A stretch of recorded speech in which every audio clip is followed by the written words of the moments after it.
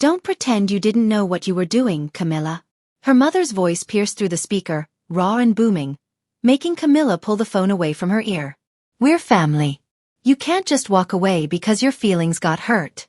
Camilla Harper sat motionless in her home office in Asheville, North Carolina. Outside, autumn leaves danced in the chilled wind, tapping against the glass of her townhouse window like impatient fingers. She stared blankly, her thoughts consumed by the betrayal she had uncovered only a day before. Camilla, 35, had built her boutique digital branding agency from scratch. It took years of sacrifice, sleepless nights, and relentless work. When her business finally took off 5 years ago, she made a decision from the heart. She began transferring $3,000 a month to her retired parents, Leonard and Evelyn Harper. They had always struggled financially, and she believed she was giving them comfort in their later years. That belief shattered with a single message. It came from her younger brother, Ryan. He had meant to send it to a secret chat shared with their parents but accidentally posted it in the family group. It was a mocking message about her latest bank transfer. Just got the usual $3,000 from Camilla. LMAO. Gravy train still running. Dad's already eyeing that new driver at the golf shop. The silence that followed was deafening. No apologies. No quick retraction. Just more screenshots. Camilla sat frozen as message after message arrived. Years of digital proof that her parents and brother had ridiculed her kindness while indulging themselves with luxury. Ryan tried to delete the messages. Too late. Camilla had already saved every single one. There were conversations about how to ask for more money, discussions about feigning medical emergencies, even jokes about how gullible she was. They referred to her as the family ATM. They debated how much guilt to sprinkle into a message to get her to react faster. And all this time, she had believed they were scraping by. Camilla had skipped her own vacations. She bought second-hand furniture. She canceled plans for a down payment on a new home just to ensure her parents never had to stress about medical bills or rent. She had even paid off Ryan's student loan for 3 straight years. But none of it was enough. Not for them. Not for people who wore masks of gratitude while laughing behind her back. As the rain outside turned heavier, her phone buzzed again. Ryan. Then her mother. Then Leonard. Camilla ignored each call. Her pulse pounded in her ears. She stood up slowly, pacing the room, her hands trembling. Another knock, this time at her front door. Her breath hitched. Through the peephole, she saw Ryan standing on her porch, soaked in rain, holding his phone in one hand and a guilty look on his face. She opened the door, but didn't invite him in. Ryan looked pathetic. Soaked shirt clinging to his frame, eyes red, lips trembling. Camilla didn't blink. Please, Cam. Let me explain. Explain what? She said coldly, lifting her phone with the message still glowing on the screen. That I've sent over $180,000 in the last 5 years, and all I got in return were group chats mocking me? I canceled trips. I held off on buying a house. I worried when you said Dad's blood pressure was spiking. I cried when you told me Mom needed urgent dental surgery. You were all laughing while I was worrying. Ryan's voice cracked. I didn't want to go along with it. They pushed me. I just didn't know how to say no. You managed to laugh along just fine. Camilla snapped. They really are in trouble now. The mortgage, the insurance, the credit cards. You mean the condo at the lake they bought while pretending to rent a modest apartment? Or the country club fees? Or the fake prescriptions? Camilla shook her head. I am done. You need to leave. Ryan didn't move. Please. Just talk to them. I've talked enough. And I've paid more than enough. Tell them this. Camilla Harper is no longer their bank. She closed the door, locked it, and walked away, leaving Ryan alone in the rain. Inside, she collapsed onto her couch. The betrayal wasn't just about money. It was about every phone call filled with lies. Every story crafted to pull her heartstrings. Every ounce of her love used like currency. She opened her laptop, logged into her bank account, and began scrolling through 5 years of monthly transfers. $3,000 each month. Additional $5,000 here. $7,000 there. $180,000. Then the emergency funds, the fake dental procedures, the broken furnace that never existed. Over $200,000 in total. Her hand hovered over the trackpad. Not yet. She needed legal clarity. She needed emotional strength. And most of all, she needed to stop being afraid of the word no. The rain outside became a storm, but inside Camilla, something finally began to settle. Not peace. Not yet. But resolve. Camilla woke the next morning with a strange clarity, the kind that came after a long, painful purge. The rain had stopped. Her neighborhood in Asheville was quiet, wrapped in mist and the faint golden glow of October sun peeking through the clouds.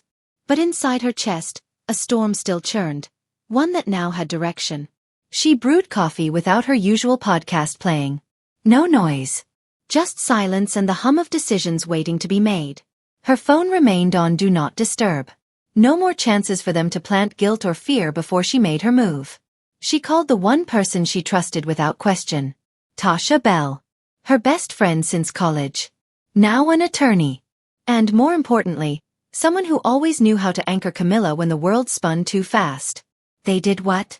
Tasha nearly shouted after hearing the full story. The messages, the fake emergencies, the years of deception. I know, Camilla whispered. I was blind. No, you were generous. They took advantage of that. Big difference. Camilla let the words soak in. For 5 years, she had sacrificed out of love. She had believed in their stories. In their need. But now she saw the full scope of the manipulation.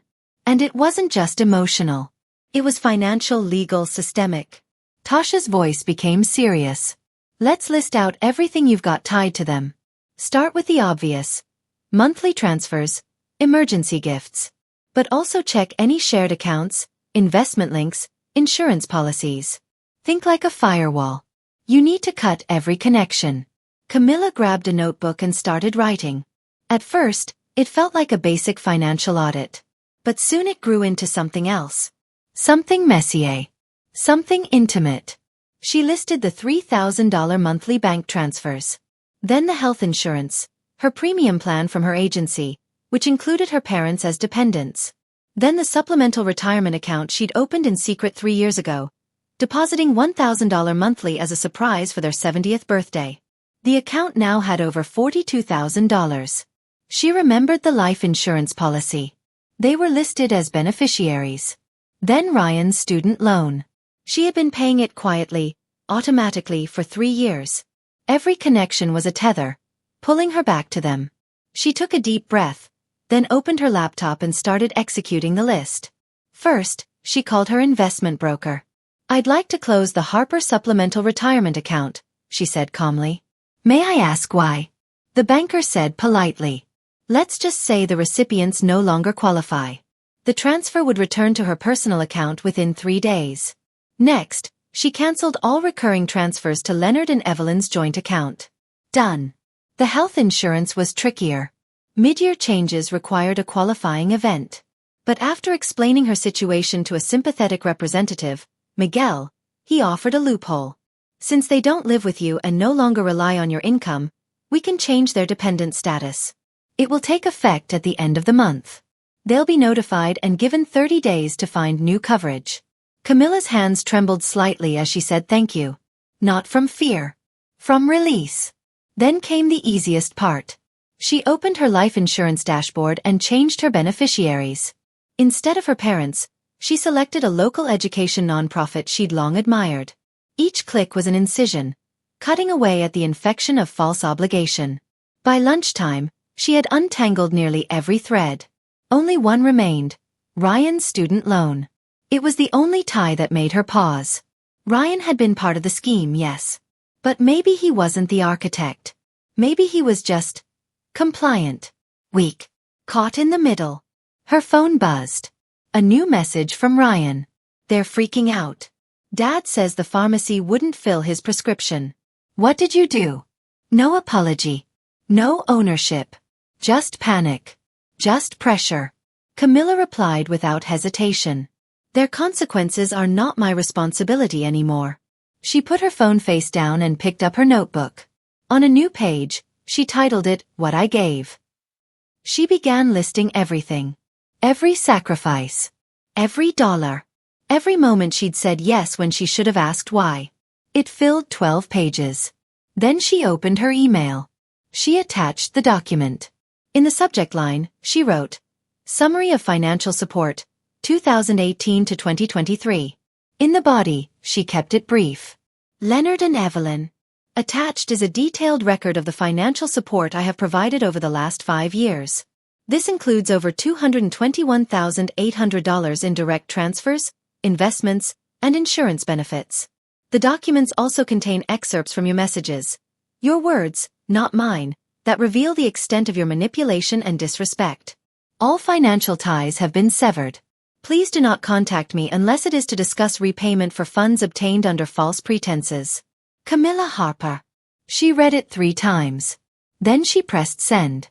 After that, she blocked every number, unfollowed every account, and changed every password. When the final notification disappeared from her screen, she leaned back, exhaled, and closed her eyes. She expected to feel broken. Instead, she felt clean. 3 days passed in silence. Camilla had never known such a quiet stretch in her adult life. No guilt-laced voicemails. No desperate texts asking for just one more favor. No passive-aggressive updates about doctor visits or unpaid bills. Just the rustle of autumn leaves outside her window and the soft click of her laptop as she got back to work. She dared to feel a flicker of normalcy. She cooked herself dinner for the first time in weeks. She went for a walk without her phone. She slept through the night without waking in a cold panic. But it didn't last. At 8:30 p.m. on a Thursday, the doorbell rang. Her stomach dropped. No one had said they were coming. She wasn't expecting packages. Through the peephole, she saw them. Leonard, Evelyn, and Ryan. Her father stood stiffly, arms crossed, jaw set. Her mother's eyes were red-rimmed, makeup smudged. Ryan looked like he hadn't slept in days. Camilla stepped back from the door, her breath caught in her throat. She didn't want this. Not here. Not now. But she wasn't the same woman they'd once manipulated. She grabbed her phone and dialed Tasha. "They're at my house," she whispered. "Do not open the door," Tasha said firmly. "If they refuse to leave, call the police." "I mean it." "That seems harsh." "No. Once they're inside, it's harder, emotionally and legally. Hold your boundary, Camilla." The doorbell rang again. Then came the pounding. "Camilla." Leonard's voice was deep, sharp. "We know you're in there. You can't just cut us off without talking to us." Camilla typed a short message to Ryan. "I have nothing to say. Please leave or I will call the police." She watched as Ryan checked his phone, then showed it to their parents. A muffled argument broke out on the porch. Evelyn seemed to be crying. Leonard's face turned crimson. Eventually, they turned and left, but not before Leonard shouted one last time. "You'll regret this, Camilla. Family is forever." The words echoed long after their footsteps faded. Camilla stood in the quiet house, her hand still on the phone. She didn't cry. She didn't shake. But something deep inside her cracked. Not from fear. From confirmation. That even now, with everything exposed, they still saw her as the problem. The next morning, the emails began. Her mother wrote a long letter about Leonard's deteriorating health, his blood pressure spiking because of Camilla's betrayal. Her father sent a one-line demand to stop this childish behavior. Ryan begged her to reconsider, warning that their parents couldn't pay the mortgage. Camilla forwarded everything to Tasha and didn't respond. 3 days later, a certified letter arrived at her door. Inside, her mother's handwriting stretched across the page. "Camilla, we don't understand why you're punishing us like this. Yes, we made some jokes in poor taste, but that's what families do. Your father's medication is $450 a month without your insurance. Our mortgage is due next week. Are you really going to let your own parents become homeless? Please stop this cruelty and talk to us. Mom." Camilla read it twice, then almost laughed. Elderly? They were 65 and golfing last month. $450? She decided to check. She called the pharmacy, pretending to be Evelyn. "I'm calling about my husband's heart medication. How much is it without insurance?" The pharmacist paused. "For a 30-day supply? That's $42, ma'am." 42. Not 450. Another lie. That evening, Camilla was locking up her office when Ryan showed up again, standing between her and the exit. His eyes were hollow, clothes rumpled, energy low. Camilla, please. They're falling apart. Dad's talking about bankruptcy. They don't know what to do. That's not my problem, she said calmly. How can you be so cold? Ryan looked genuinely stunned. Cold? She asked, stepping past him. Or clear? There's a difference. They're our parents. No. Ryan. Parents don't mock their children. Parents don't drain their daughter's bank account while calling her stupid behind her back. They made mistakes, he insisted. A mistake is forgetting a birthday. This was a pattern. A system. A scam. Ryan looked down. They're losing the condo. They never should have bought it, she replied. Especially not while pretending they couldn't afford rent. What about Dad's medication? You mean the one that costs $42? Maybe he can get a job if that's too much. Ryan's eyes widened. How did you? I did my research. No more lies. You all underestimated me for years. That was your first mistake. She walked past him, leaving him speechless in the parking lot. That night, Camilla sat in the quiet again. But this time, she didn't fear the silence. She welcomed it. For once, it wasn't the absence of noise. It was the presence of peace. 2 weeks after she severed all ties, Camilla found herself sitting across from Dr. Leona Rhodes, a therapist with steady eyes and a quiet confidence that made it feel safe to unravel. Camilla hadn't planned to start therapy. But after everything she'd uncovered, she knew something inside her was fraying. Not from weakness, but from carrying too much for too long. She told the story from the beginning. The transfers. The fake emergencies. The text messages. Her voice was calm, almost rehearsed, like reading the minutes of a painful board meeting. But as she described the moment she saw the word ATM in her father's text, her voice caught. You're grieving, Dr. Rhodes said gently, handing her a tissue. Not just the relationship. The illusion of one. Camilla blinked. I never thought about it that way. You believed in a version of your family that was never real. You were generous, loyal, deeply loving. And they used that against you. Now, you're not just mourning their betrayal. You're mourning the role you played for them. Camilla stared at her hands. That role defined me. I was the responsible one. The provider. The glue. That role gave you identity, Dr. Rhodes said.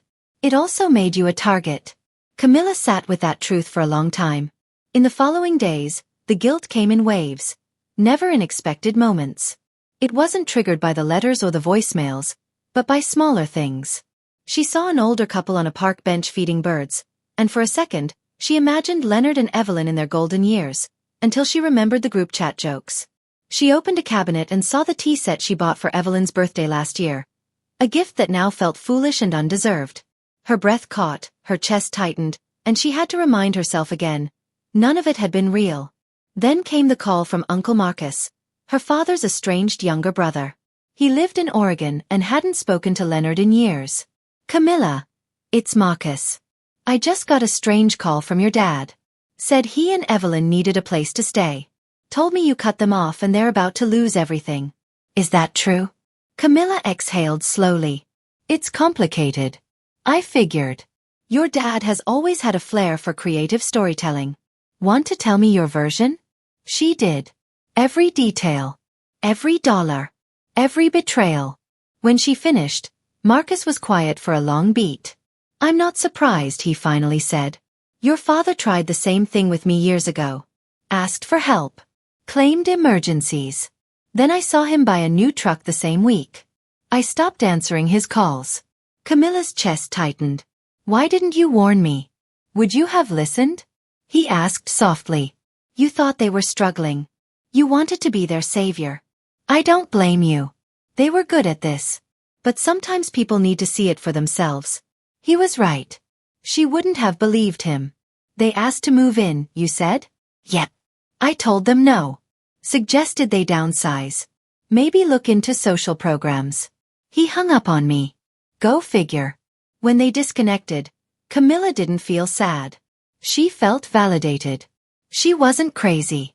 She wasn't cruel. She was just the last in a long line of people they'd tried to use. That evening, another message came from Ryan. A new number again. Mom and Dad are moving in with me next week. They're selling the condo. Dad's furious. His car just got repossessed. This is getting out of control. Camilla didn't respond. But she felt the twinge again. That voice that said, maybe you should help. Maybe just one more time. Then she remembered the screenshot. Ryan had written, Camilla just asked if Dad's okay after his doctor visit for that fake heart issue. Let's see how much we can get this time. She gripped her phone, reread the message, and let the guilt burn itself out. 3 days later, a new email arrived. From a name she didn't recognize. Subject: Message from your parents. It was from a family friend. They're asking for a chance to explain. They had to sell most of their furniture. Your dad's health is failing. They're humiliated. They want to apologize. Camilla hovered over the message for a moment. Then clicked delete. She knew exactly what kind of apology they wanted to give. The kind that ends with a request. The kind that sounded like sorrow but stank of strategy. She wasn't interested. Not anymore. The silence returned. But this time, it felt like a door she had chosen to close. And outside of that door, the world kept spinning. Her business continued to grow. Her real friendships deepened. And for the first time in years, her life belonged to her. Not to their guilt. Not to their shame. Not to their needs. Hers. 6 months later, Camilla stepped out of a taxi and into the chilled air of late March. She had just returned from a branding summit in Austin. A speaking engagement that had gone better than she'd hoped. Her phone was full of congratulatory texts and follow-up requests. Her mind was still buzzing with creative ideas, client leads, and the quiet satisfaction of a life that was finally her own. She rolled her suitcase to her porch and paused. There, on the concrete steps of her home in Asheville, sat Leonard and Evelyn Harper. Camilla froze. Her father looked thinner. His sharp features had softened with age and stress. He wore an oversized jacket and cheap sneakers. Her mother's hair was undone, her roots silver, her coat buttoned crooked. Both of them looked worn, not by age, but by consequence. Camilla glanced toward the door, then back at them. She could walk away. She could turn back and find a hotel for the night. But she remembered what Dr. Rhodes had told her during their last session. When they come back, face them as the woman you've become, not the girl they once controlled. She pulled in a slow breath, unlocked her door and stepped aside. 5 minutes. That's all you get. They stepped into the living room awkwardly, like strangers. They hadn't been inside since before the truth came out. Camilla didn't offer them tea. Didn't ask them to sit. Still, they eased onto the couch, hands clasped tightly. We're sorry, Evelyn began, her voice brittle. We never should have taken advantage of your generosity. Leonard cleared his throat. We've lost everything. The condo. My car. Our savings. We had to move in with Ryan, and the place is so small. Your mother sleeps on a pullout. Camilla crossed her arms. The country club kicked us out, Evelyn added. Our friends stopped calling. No one returns our messages. My medication's been difficult without insurance, Leonard said. Medicare doesn't cover everything. Camilla waited. The room was full of words. But none of them were about her. None of them were about the damage they'd caused to her heart. Her trust. Her identity. They were listing consequences, not expressing remorse. Is that it? She asked when the silence stretched. Evelyn hesitated. We want to make things right. We've really suffered, Camilla. We've learned our lesson. What lesson would that be? They glanced at each other. Leonard answered. That we shouldn't have taken you for granted. Camilla nodded slowly. Translation. They should have been more careful. Not more honest. You haven't learned anything, she said quietly. What do you mean? Evelyn's voice was sharp with disbelief. We came all this way to apologize. No. You came all this way to tell me how hard it's been since I cut you off. Not once have you said you're sorry for mocking me. For lying to me. For making me believe that my love for you was real, while you laughed behind my back. We said we were sorry, Leonard said. For what we did. Camilla shook her head. No. You're sorry you lost the money. That's different. They both stared at her, not angry, not pleading. Just confused, like they truly didn't understand why she wouldn't fold. In the last 6 months, I've thought a lot about what a family is supposed to be, she continued. It's not this. It's not treating your child like a debit card. It's not joking about their kindness while draining their bank account. You didn't just use me. You erased me. Everything I was to you was measured in dollars. Evelyn's face hardened. So you're going to keep punishing us over a few bad jokes? Camilla's tone didn't change. This isn't punishment. This is protection. We're your parents, Leonard said, as though the title still held meaning. And I was your daughter. Not your employee. Not your investor. Not your fool. She opened the front door. I wish you well. Truly. I hope you figure out how to live within your means. But I will not be part of your lives anymore. You can't mean that, Evelyn said, tears now welling. We need you. That's the problem. You don't need me. You need what I can provide. There's a difference. Leonard stood, his voice rising again. So that's it? After everything we've done for you? Camilla stepped aside. What exactly have you done for me, Dad? Besides take, and take. He had no answer. As they walked out the door, Evelyn turned back. You'll regret this, Camilla. Family is all you have in the end. Camilla held her gaze. No love is what you have in the end. And I found mine elsewhere. I have friends who show up without conditions. Who care without asking for receipts. That's the family I choose. She closed the door and leaned against it. Outside, their footsteps crunched over gravel and faded into silence. Inside, Camilla felt her breath return.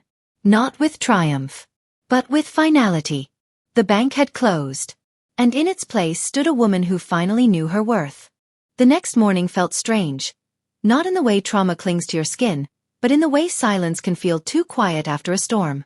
Camilla sat on her porch with a blanket draped across her shoulders and a mug of coffee in her hands.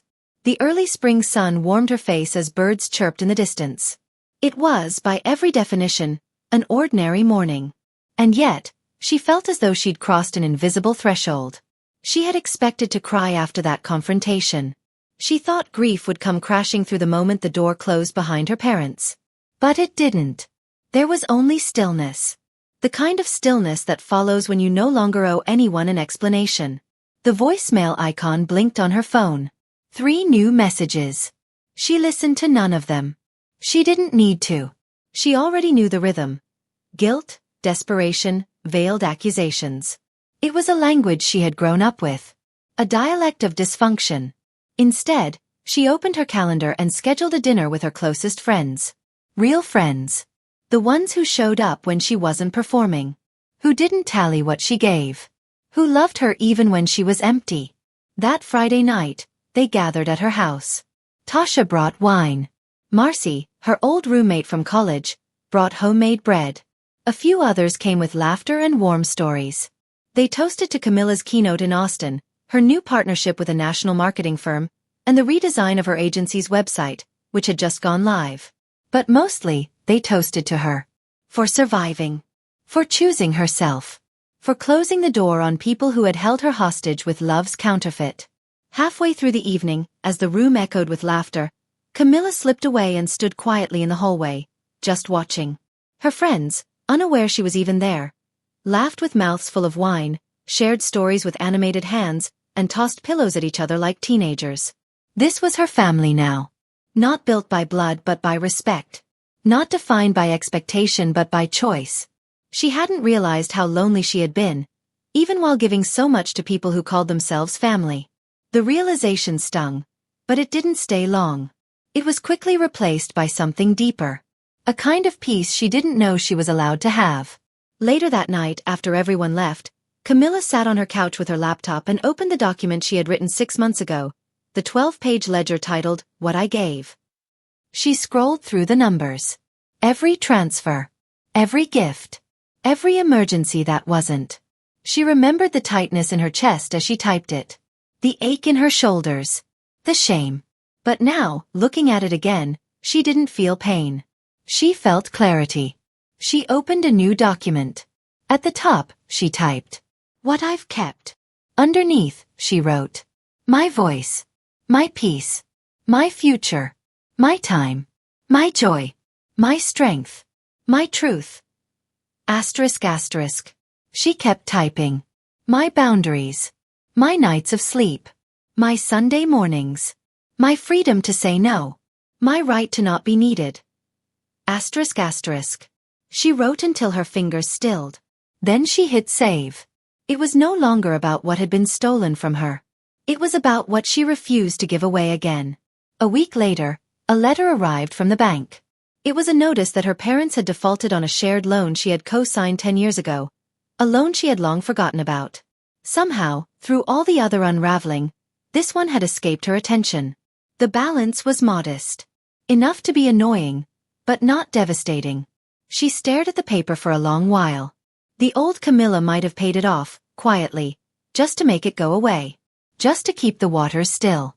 But the new Camilla had learned to let people live with their own decisions. She called the bank. I'm not responsible for this debt anymore. Here's the documentation showing that I revoked all financial support. I'd like my name removed. After some back and forth, and some assistance from Tasha, it was done. It wasn't about the money. It was about the line. You don't owe people your peace to keep them from drowning in their chaos.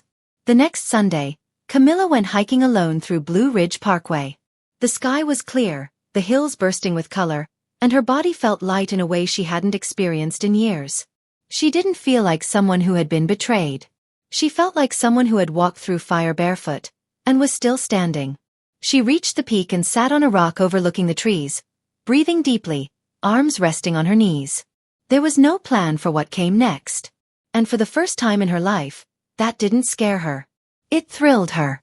Spring bled into summer, and Asheville bloomed with color. Farmers' markets opened.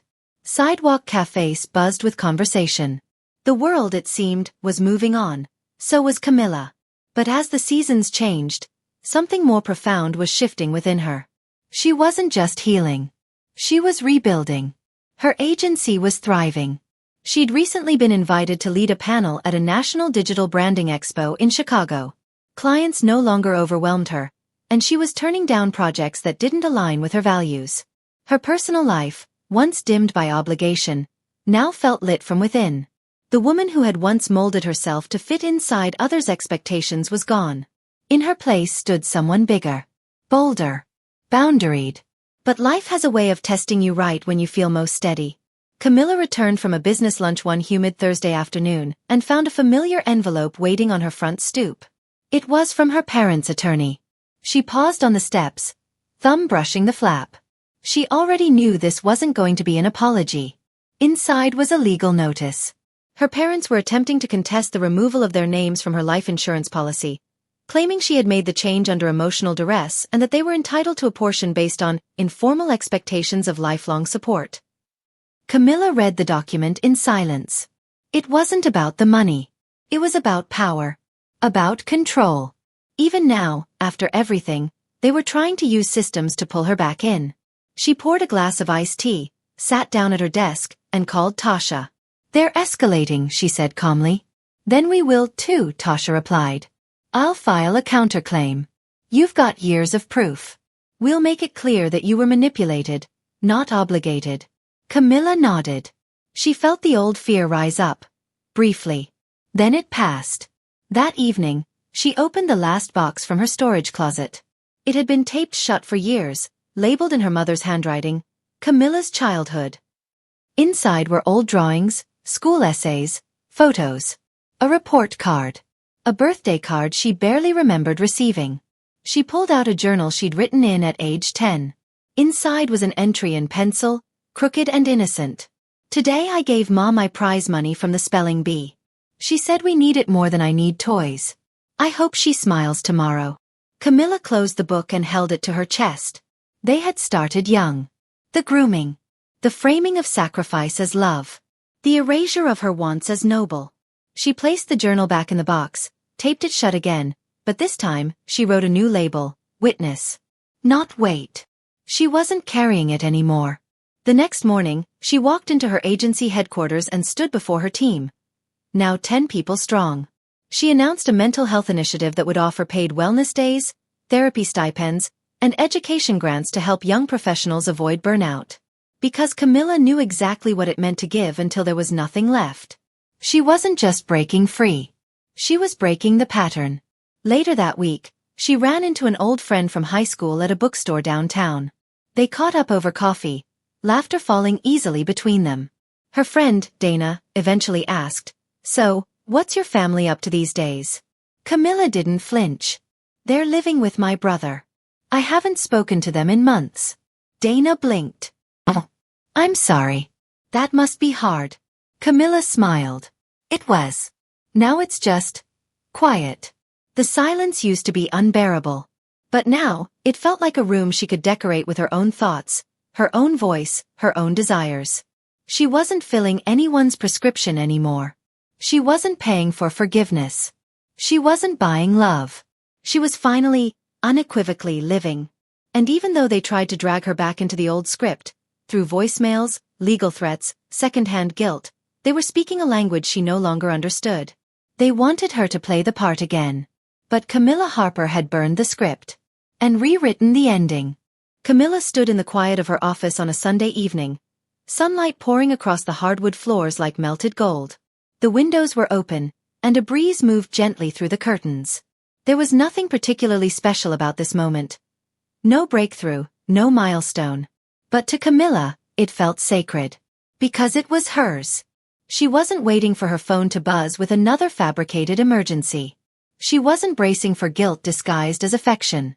And she wasn't worried about what new manipulation might land on her doorstep. Peace, it turned out, wasn't loud. It didn't demand attention. It arrived slowly, like fog rolling into a valley, softening everything it touched. But just as she began to lean into that softness, another letter came. It wasn't from a lawyer this time. It wasn't a bill or a threat or a plea. It was from Ryan. His handwriting was familiar, rounded and awkward, the same way it had looked on the birthday cards he used to make her when they were kids. Camilla. I know I've said it before, but I need to say it clearly, without pressure. I'm sorry. I was weak. I stood by while they used you, and then I joined them. I let fear and convenience make me someone I'm ashamed of. Asterisk. They still don't see what they did. They still talk about you like you're being unfair. But I've stopped defending them. I can't anymore. Asterisk. I want to make things right. Not with money. Not with promises. I want to earn back something human. If you ever want to talk, just talk. I'll be here. Asterisk. No expectations. No ask. Just me, your brother, finally seeing it all. Asterisk. Camilla read it once. Then again. She placed the letter on the table and stared at it for a long time. Her hands didn't tremble. Her heart didn't race. The old fear didn't rise. Because she no longer needed anyone's apology to feel whole. Still, something inside her softened. Not toward her parents. That wound had scarred over with experience. But toward Ryan, the boy who had once idolized her, then betrayed her, then maybe, finally, understood. She didn't respond. Not yet. Forgiveness wasn't a door you opened because someone knocked. It was a gate you unlocked when you were ready to walk through it alone. Later that week, she sat across from Dr. Rhodes, her therapist, and shared the letter. What did you feel when you read it? Dr. Rhodes asked. Camilla thought for a moment. Grief. Gratitude. Relief. And distance. That's healthy, Dr. Rhodes said. Sometimes we want people to change so badly that we let their apology replace their accountability. You don't owe him anything, but you can hold both truths, his regret and your boundary. Camilla nodded slowly. For so long, she'd lived in a world where the only way to maintain love was to sacrifice herself. Now she was learning that love could survive without transaction. The following weekend, she took a solo trip to Savannah, Georgia. She wandered through cobblestone streets, watched the riverboats drift by, and sketched designs for a new creative series she wanted to launch. Branding for women reclaiming their narratives after toxic relationships. One morning, while sipping iced coffee beneath an oak tree, she wrote something in her notebook. When you stop buying love, you start building it. She underlined the words twice. Because everything she was doing now, every client she worked with, every boundary she enforced, every moment she chose joy without justification, was part of something bigger. Camilla was no longer just surviving her past. She was planting her future. The cost of clarity had been steep. Her name had been dragged through manipulation, guilt, and deceit. Her kindness had been mocked, her silence mistaken for permission. But the reward was priceless. Her life. Unbought. Undebted. Undeniably hers. Camilla walked into the local community center one Tuesday afternoon, her heels clicking softly on the polished floors. The walls were lined with flyers, support groups, financial literacy classes, wellness events. She had been invited to speak on a panel titled Rebuilding After Betrayal, and though she'd stood on bigger stages, none had felt quite this personal. The room filled slowly. Some attendees came alone, eyes cautious and guarded. Others clutched notebooks or water bottles like shields. Camilla recognized the expressions. They were the same ones she used to see in the mirror before she cut the cords that bound her. When her turn came to speak, she stepped up to the microphone and looked out at a sea of strangers. But in their silence, she felt kinship. I used to believe love meant giving everything, she began. And for a long time, I gave without limits. I believed if I just gave enough, I'd finally be enough. A hush settled over the room. I gave my money, my time, my energy. I gave away my peace. I let people define my worth by how much I could sacrifice. A few heads nodded slowly. But then I realized, love that demands you disappear is not love. It's control. It's survival dressed in sentiment. She shared her story, not with bitterness, not with vengeance, but with a quiet, resolved grace. She didn't name her parents. She didn't read from the message logs. She didn't need to. The shape of betrayal was familiar to everyone in the room. When she finished, the applause was quiet but sustained. A few people lingered to thank her. One woman, probably in her 60s, with silver curls and watery eyes, took her hand and whispered, "You gave me permission I didn't know I needed." Camilla held the woman's hand firmly. "You've always had it. Sometimes we just need to hear it out loud." That evening, she returned home to a small box waiting on her porch. No note. Just her name in handwriting she didn't recognize. Inside were photos. Childhood ones. Ones she hadn't seen in decades. Her at 6, holding a crayon drawing. Her and Ryan, building a snowman. Her mother behind the camera, her father in the background with a cigarette and a rare smile. Camilla sat on the floor, flipping through them slowly. She didn't cry. She didn't rage. She didn't reach for her phone. She simply looked at the girl in those pictures. The one who had been taught that her value was in her usefulness. The one who had been handed guilt before she ever knew her own voice. And she whispered, "I see you now." She got up, placed the photos in a wooden box on her bookshelf, and labeled it, Camilla Before. Then she pulled out her journal, the one she now wrote in nightly. She flipped to a blank page and began writing a letter. Not to her parents. Not to Ryan. Not even to the girl she used to be. But to her future self. Dear me. There will be days when old guilt knocks. When echoes of what they taught you ring louder than what you know now. Let them echo. But do not open the door. You chose you. You rebuilt without their applause. You walked out of the fire they lit, and didn't return to burn them back. You broke the cycle. That is your legacy. With all my love. Camilla. She closed the journal and smiled, not because the story was over, but because she was the one writing it now. And the pen would never leave her hand again. The air in Asheville shifted as summer gave way to early autumn once again. Leaves began their quiet transformation, dotting the sidewalks in reds and golds. Camilla noticed them during her morning walks, breathing in the change like it was oxygen. For years, she had dreaded transitions, afraid of what might fall apart next. But now she saw change as something else entirely. Proof that things could end and still be beautiful. Her home had become a sanctuary. The space, once filled with late-night anxiety and the weight of family obligation, now radiated calm. Art lined the walls. Plants thrived in corners. Music flowed gently through speakers in the background. The silence she once feared had matured into peace. She was sitting on her back porch with a cup of tea one evening when her phone buzzed with an unknown number. She didn't answer. A minute later, a voicemail appeared. She debated for a moment, then tapped play. It was Ryan. Camilla. I know you might delete this, and I wouldn't blame you. I just wanted to say, thank you. I got a job at a local non-profit. Small team, but it's honest work. Mom and Dad. They're still trying to twist the story, but I've stopped defending them. I'm in therapy now. Trying to unpack the mess I helped make. Asterisk. Asterisk, I don't expect anything from you. I just wanted you to know. I see it. All of it. I hope you're happy. I really do. Asterisk. Camilla let the message play twice, her expression unreadable. She didn't feel the urge to respond. She didn't need to forgive him right now. Maybe not ever. But she did feel a shift. Not for his sake. For hers.